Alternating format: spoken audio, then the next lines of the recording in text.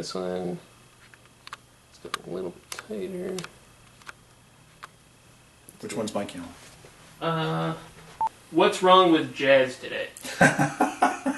What's wrong with jazz today? Oh, God. Do we have hours? Boy.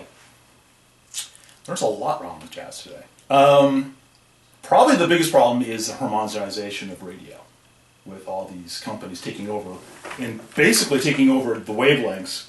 I mean, there's only so much FM space that you can get. There's only so much AM space you can get. And now even with digital's not that popular. So there's just not a lot of places for jazz to be heard. And matter of fact, here in Southern California, which is a huge market, there's only one primary jazz station. And so it's all jazz to all people, and it's watered down to the point of craziness. And I've written about that before. So it's nothing new. But as one company takes over more and more of the wavelengths, it starts to create its own genres and push its own agenda. And so it just becomes harder and harder for like new artists to break through to get playtime. And also, who's listening to radio besides in the car now? So it's that much harder.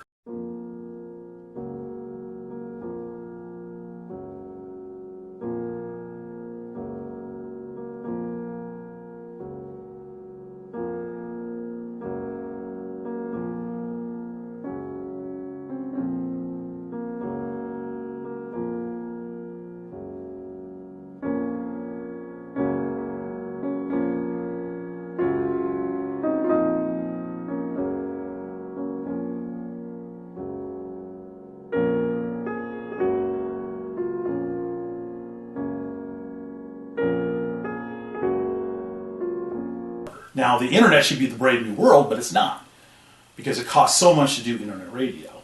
The residuals are outrageous. I've looked into it, and it's just not worth doing. So there are people who are still fighting and still trying to do it, but the profit is just not there. And if there's no way to run a privately held internet radio station with paying all those residuals, there's no way you can handpick new artists and put them out there and serve. So the problem isn't that there's not good jazz, and the problem isn't that there's not people who want to listen to good jazz. The problem is the disconnect. They can't find each other. So that's one problem. The second problem is follow the money. So there are people who have decided that they're going to be in charge of jazz. It's usually at the education level. It's usually at the big level of how much money they're making and what kind of venues they're in control of. So they decide what jazz is going to be and where they're going to be, who's going to be playing at whatever particular venue. If it's a really popular venue or whatever. And most of these guys are getting not their money for filling at venues and making big concerts and things like that. It's usually the patron of the arts type thing, So it's a very political game. So when the politics of jazz is being held by a few people, and they're literally telling people this is jazz and this isn't jazz, and I don't know who died and left them in charge, but I wasn't there for that meeting. But the reality is that I wasn't invited to that meeting, and neither was a lot of people. So that's another huge problem. There are, you think if everybody's playing jazz, we should be all this together, but instead, because it's so political and there's only so many dollars to go around, there's a lot of infighting going on. And what we were doing, we found that really big at the Playboy Jazz Festival specials. How much of political infighting was going on. This artist wouldn't go on the air with that artist. I don't like the station you're on, Sirius XM, how much of an audience we're going to get. We can only do a phoner, which is, great. If you're Herbie Hancock, you want to do a phoner? That's great, you're Herbie Hancock. But if you're somebody that I've never heard of and you've for some reason got ice chest time at the Playboy Jazz Festival, I'm not going to do a phoner. It's just not that entertaining. And it's just amazing how political and how much infighting it is. So, and then on top of that, the record industry is dying, the recorded industry. And so the only way they're going to give anybody a shot is if they're a sure thing, if they know they're going to make a lot of money off these people. So there are a lot of very frustrated jazz artists that have come to me and said, they keep telling me jazz is dead. Like, it's not dead. But the system that it works in is broken big time. I mean, it's really bad.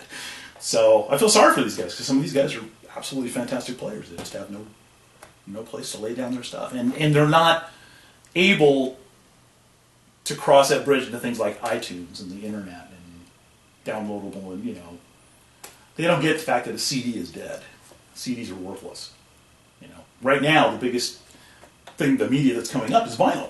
Everybody's going back to vinyl, which I've talked about for years, and I think it's a great idea because there's a piece of product there that's larger than life, and then if you want to listen to anything that's digital, just download it. But it's hard for these guys to get their head around that stuff, and they're used to being paid by the record company, and it's just the old way of doing things just don't exist anymore. So that's it in a nutshell.